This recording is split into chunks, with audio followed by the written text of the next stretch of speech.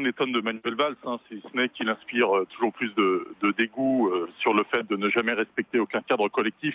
Il n'avait pas respecté celui de la primaire, il ne respecte pas aujourd'hui celui des délibérations du Parti socialiste. Donc rien d'étonnant à ça, malheureusement, c'est la fuite d'un homme. Pour ce qui est du Parti socialiste, en effet, maintenant, il doit choisir. Il doit choisir sur le fond.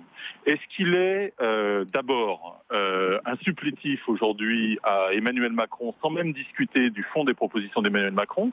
Le président de la République élu a des propositions, elles sont légitimes. Maintenant, le problème, c'est qu'elles ne rejoignent que très partiellement et souvent pas du tout, voire sont contraires à ce qu'a toujours défendu le Parti socialiste.